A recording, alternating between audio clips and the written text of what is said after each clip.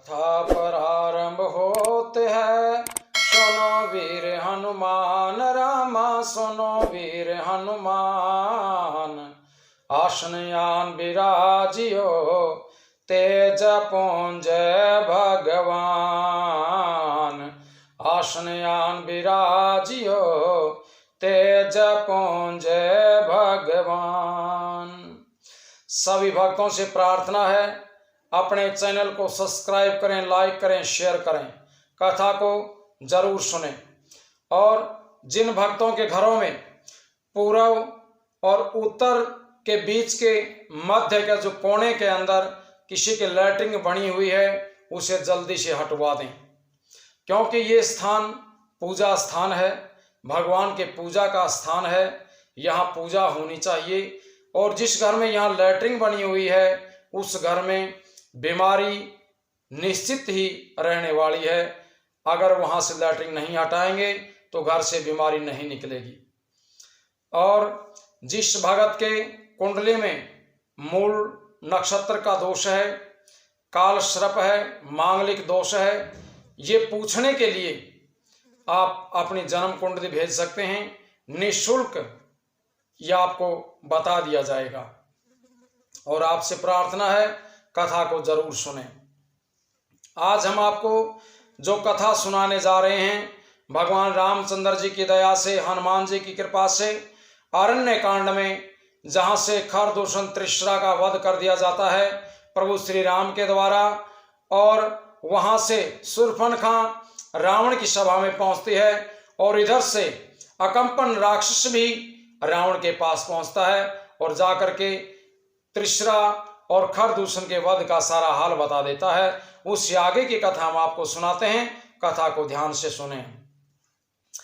सुनत सभासद उठे अकुलाई, समुझाई गई बाँ उठाई। कह लंकेश कह सी निज बाता, कहीं तब नासा कान निपाता। शूर्पणखा के वचन सुनते ही सभासद अकुला उठे।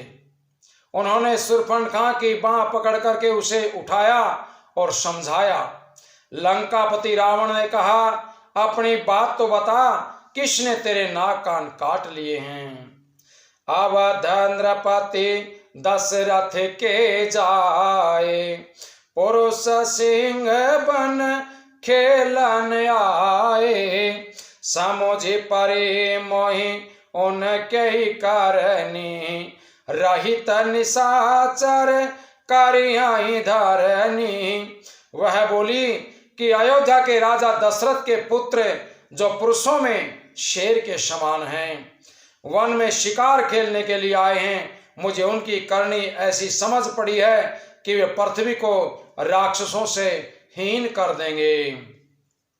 जिनका भुज बल पाई दशानन, अभय भय विचरत मुनि कानन।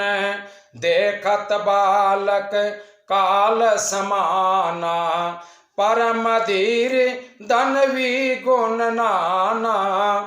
जिनकी भुजाओं का बल पाकर के हे दशमुख मुनि लोग वन में निर्भय होकर के विचरने लगे हैं। वे देखने में तो बालक हैं, पर हैं काल के समान। वे परम धीर, श्रेष्ठ धनुर्धर और अनेकों गुणों से युक्त हैं। अतुलित बल प्रताप दऊ भ्राता, खल बधरत सुर मुनि सुख दाता। शोभा धाम राम अस नामा, तिनके संग नारी एक श्यामा। दोनों भाइयों का और बल प्रताप अतुलनीय है। वे दुष्टों के वध करने में लगे हैं और देवता तथा मुनियों को सुख देने वाले हैं। वे शोभा के धाम हैं, राम ऐसा उनका नाम है। उनके साथ एक तरुणी सुंदरी स्त्री भी है। रूप राशि विधि नारी संवारी, रति सतकोटि तासु बलिहारी। तासु अनुज काटे श्रुति नासा, सुनी तब भगिनी करई परिहासा। विधाता ने उस स्त्री को ऐसी रूप की राशि बनाया है कि 100 करोड़ कामदेव की स्त्री रति उस पर निछावर हैं। उन्हीं के छोटे भाई ने मेरे नाक कान काट डाले हैं। मैं तेरी बहन हूं, ये सुनकर के वे मेरी हंसी करने लग गए। खर दूषण सुनी लगे पुकारा, छन महु सकल कटक उन मारा। खर दूषण तिशिरा कर गाता, सुनी 10 शीश जरे सब गाता। मेरी पुकार सुनकर के खर दूषण सहायता करने के लिए आए, पर उन्होंने क्षण भर में सारी सेना को मार गिराया। खर दूषण और त्रिशरा का वध सुनकर के रावण के सारे अंग जल उठे। सोपन खाई समुझाई करी, बल बोल शिबहु भांति रामा, बल बोल शिबहु भांति। गयऊं भवन अति सोच बस, नींद परई नहीं राति। सियापति रामचंद्र की जय, उमापति महादेव की जय, पवन सुत हनुमान की जय। बोलिए सब संतन की जय जय सीताराम।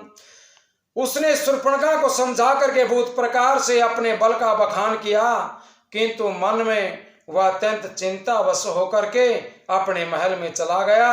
उसे रात भर नींद नहीं आई। सुर नर असुर नाग खग माही, मोरे अनुचर कह को नाई। खर दूषण मोहि सम बलवंता, तिनाई को मारई बिनु भगवंता।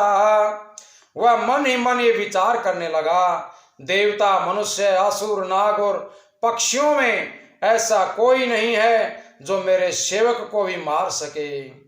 खर दूषण तो मेरे ही समान बलवान थे, उन्हें भगवान के सिवा और कौन मार सकता है। सुर रंजन भंजन महिबारा, जो भगवंत लीन अवतारा।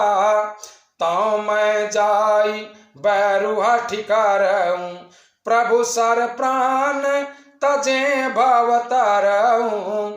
देवताओं को आनंद देने वाले और पृथ्वी का भार हरण करने वाले भगवान ने यदि अवतार लिया है तो मैं जाकर के उनसे हठ पूर्वक वैर करूंगा और प्रभु के बाण के आघात से प्राण छोड़ करके भव सागर से पार उतर जाऊंगा। होय अहीं भजनुन तामस देहा, मन क्रम वचन मंत्र दृढ़ एहा।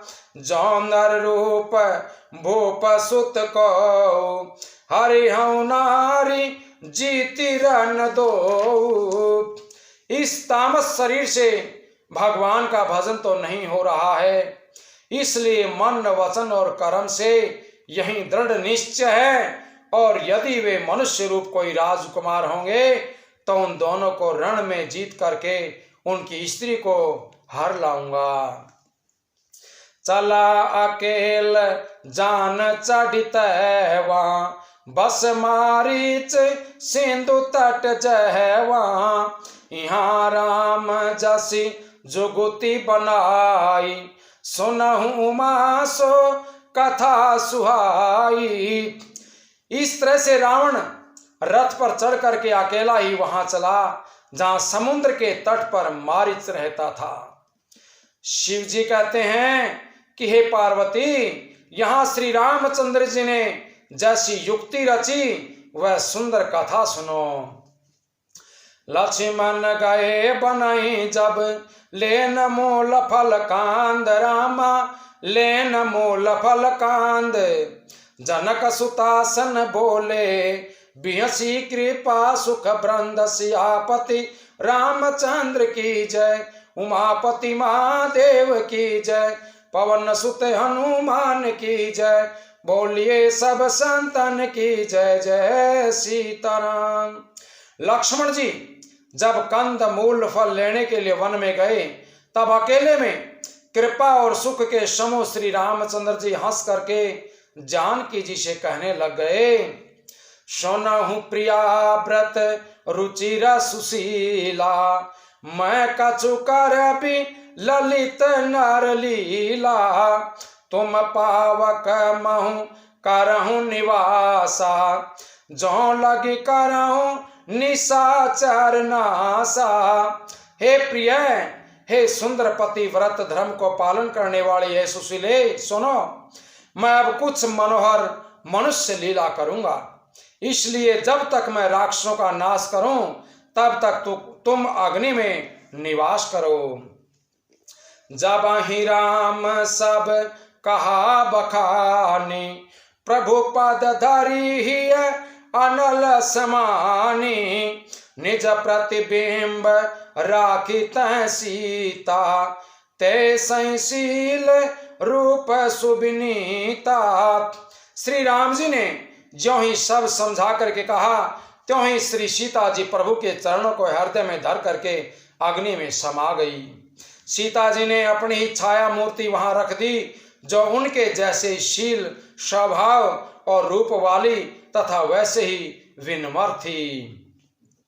लक्ष्मण हूँ यह मरमु न जाना, जो कछु चरित रचा भगवाना, दस मुख गयऊं जहाँ मारीचा, नाथ माथ स्वरथ रत्नीचा। भगवान ने जो कुछ लीला रची इस रहस्य को लक्ष्मण ने नहीं जाना। स्वार्थ परायण और नीच रावण वहां गया जहां मारीच था और उसको सिर नवाया। नवनि नीच के अति दुखदाई, जिमि अंकुश धनु उरग बिलाई, भयदायक खल कई प्रिय बानी, जिमि अकाल के कुसुम भवानी। नीच का झुकना भी अत्यंत दुखदायी होता है, जैसे अंकुश, धनुष, सांप और बिल्ली का झुकना। हे भवानी, दुष्ट की मीठी वाणी भी भय देने वाली होती है, जैसे बिना ऋतु के फूल लगना।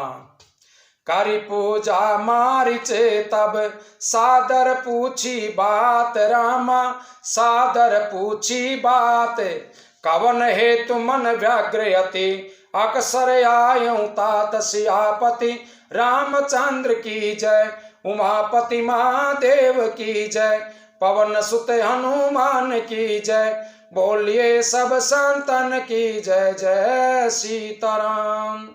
तब मारीच ने उसकी पूजा करके आदर पूर्वक बात पूछी कि हे तात, आपका मन किस कारण इतना अधिक व्यग्र है और आप अकेले आए हैं, क्या कारण है।